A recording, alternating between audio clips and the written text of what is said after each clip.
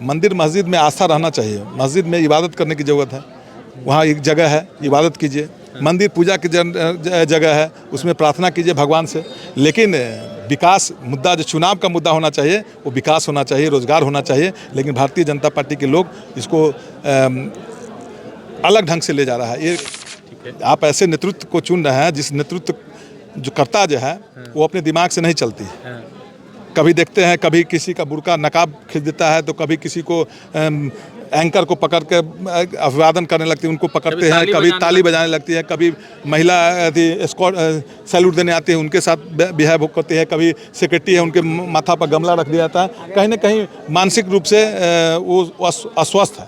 अगर सरकार अगर चोरा छिपी करती है तो उसको पकड़ के दबोचने की जरूरत है, जिस ढंग से ममता दीदी की है। निश्चित रूप से हम आपके माध्यम से बंगाल में भी कहते हैं, बटिए नहीं है, सब लोग निश्चित रूप से एक सेकुलरिज्म सरकार जो सबको लेके चले, ऐसी सरकार बननी चाहिए। राज हो, देश हो, ऐसी सरकार मिलना चाहिए। सब भाई को, सभी जाति, सभी धर्म के लेके चले। बिहार में चुनाव खत्म हो चुका है, मगर पूरे बिहार में तिलक सम्राट मतलब के मकर संक्रांति के मौके पर दही चूड़ा का भोज आयोजन किया जाता है। और जहां पर भी चाहे राजद के विधायक हो या भाजपा के, वो तमाम लोग शामिल होकर अपने अपने समर्थकों को लाते। मगर मैं जिस जगह पे मौजूद हूँ, बाजपट्टी विधानसभा से पूर्व विधायक और इस मरतबा सिर्फ 3200 से हारे हुए विधायक मतलब के प्रत्याशी के साथ हम लोग यहाँ पर इकट्ठा है। मुकेश यादव जी है और हजारों के लोगों के साथ उन्होंने आज का ये कार्यक्रम किया और दही चूड़ा का भोज जो है आयोजन किया। उनसे जानने की कोशिश करेंगे क्योंकि तेजस्वी यादव की वापसी हो गई है बिहार में।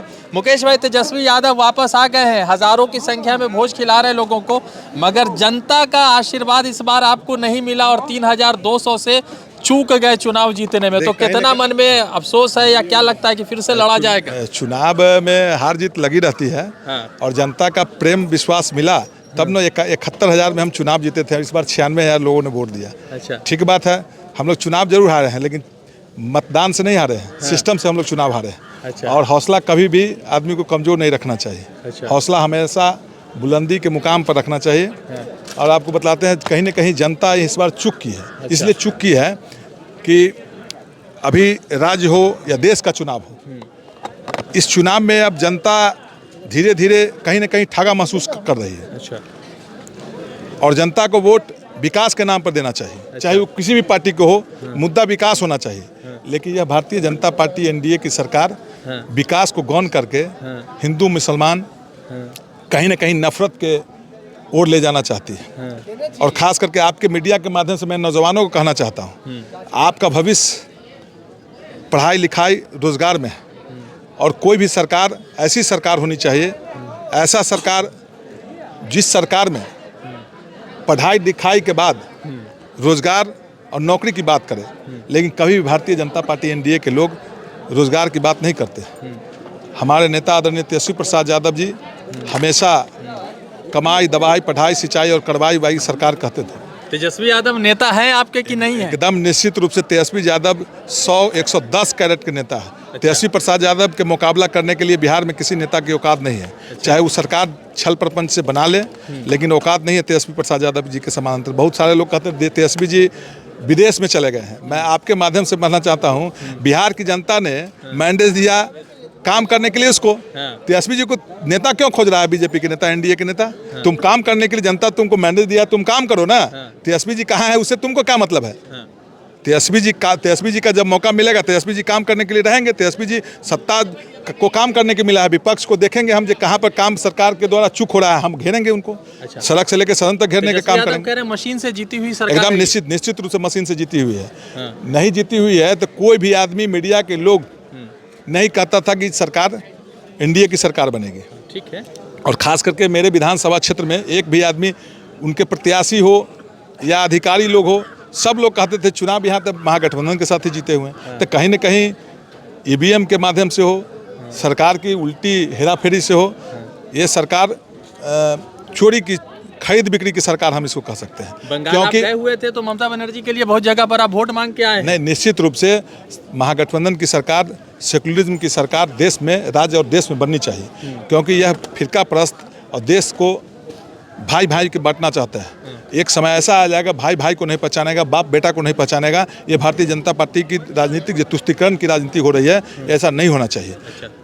कोई भी नेता मुद्दा होना चाहिए रोजगार, पढ़ाई लिखाई और रोजगार की बात होनी चाहिए। किसान कैसे समृद्ध होगा इस पर चर्चा होनी चाहिए। लेकिन भारतीय जनता पार्टी के जो लोग हैं कहीं ना कहीं हमारे जो जनता, भोली भाली जनता के नब्ज को पकड़ लिया है। हिंदू मुस्लिम, मंदिर मस्जिद में आस्था रहना चाहिए। मस्जिद में इबादत करने की ज़रूरत है, वहाँ एक जगह है, इबादत कीजिए। मंदिर पूजा की जगह है, उसमें प्रार्थना कीजिए भगवान से। लेकिन विकास मुद्दा जो चुनाव का मुद्दा होना चाहिए वो विकास होना चाहिए, रोजगार होना चाहिए। लेकिन भारतीय जनता पार्टी के लोग इसको अलग ढंग से ले जा रहा है। ये आने वाले पीढ़ी को बहुत खामियाजा भुगतना होगा। वोटर को क्या अपील है बिहार से आपका? नहीं, हम पूरे अपील है। और ममता दीदी जिस एक्शन में आई है उस एक्शन में भी यहाँ हम लोग को भी आने की ज़रूरत है। अच्छा। अगर सरकार अगर चोरा छिपी करती है तो उसको पकड़ के दबोचने की ज़रूरत है, जिस ढंग से ममता दीदी की है। अच्छा। निश्चित रूप से हम आपके माध्यम से बंगाल में भी कहते हैं, बटिए नहीं है, सब लोग निश्चित रूप से एक सेकुलरिज्म सरकार जो सबको लेके चले, ऐसी सरकार बननी चाहिए। राज हो, देश हो, ऐसी सरकार मिलना चाहिए। सब भाई को, सभी जाति, सभी धर्म के लेके चले, क्योंकि हमारा हिंदुस्तान सभी जाति, सभी धर्म, सभी बिरादरी के रहने के लिए यहाँ इजाजत। ठीक है, आप दही चूड़ा का भोज कराए।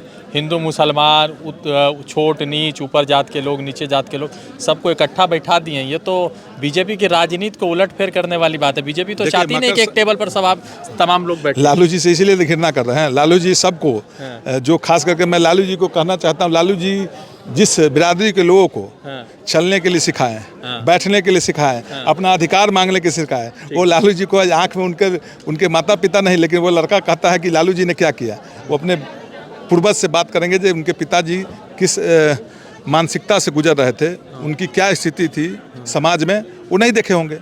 लालू जी असली आज़ादी लालू जी दी है।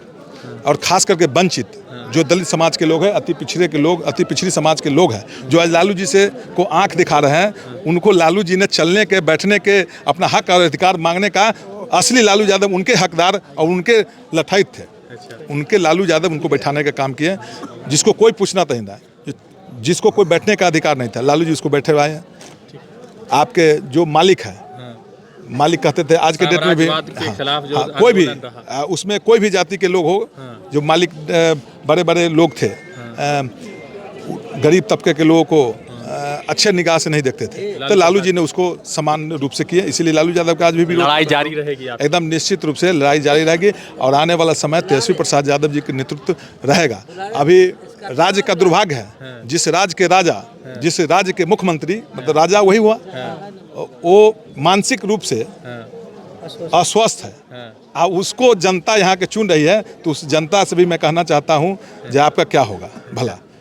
आप ऐसे नेतृत्व को चुन रहे हैं जिस नेतृत्व जो करता जो है वो अपने दिमाग से नहीं चलती है।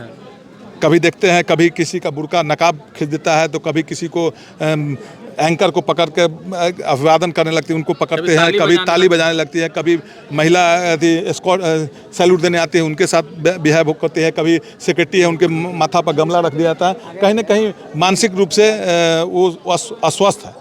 और जो अधिकारी है, रिटायर्ड अधिकारी है, मैं आपके माध्यम से भी कहना चाहता हूँ, बिहार और देश के रिटायर्ड अधिकारी जो है वो सरकार चला रहे हैं, क्योंकि उनको इस बिहार के खजाना को लूट कर पूरी तरह सत्यानाश और विदेशों में वो अपना कारोबार कराया है। मैं जीता जागता उदाहरण, गांव में जो काम लोग कराते हैं, कहीं सड़क टूट गया, कहीं रोड टूट गया, कहीं बिल्डिंग नहीं ठीक से बनती है, तो उस पर लोग आपत्ति करते हैं। लेकिन मैं आपको बतलाना चाहता हूँ, जिस सदन में, बिहार का सबसे बड़ी सदन विधानसभा है, और विधानसभा असेंबली बना, अंग्रेज के ज़माना में विधानसभा का भवन बना, उसी में नया में विस्तारित भवन माननीय मुख्यमंत्री जी बनवाए हैं।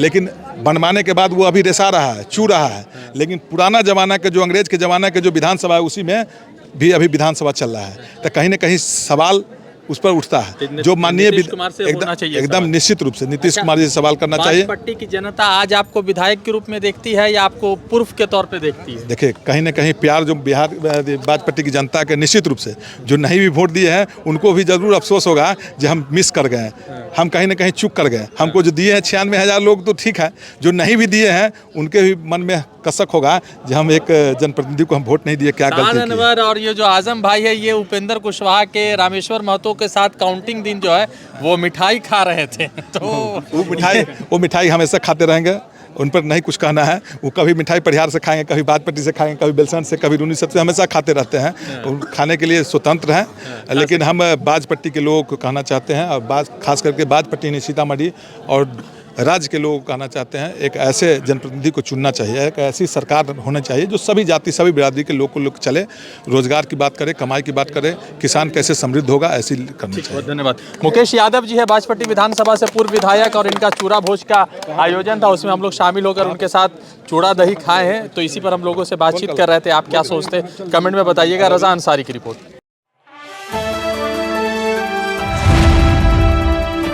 द इंडियन खबर, सच आपके सामने।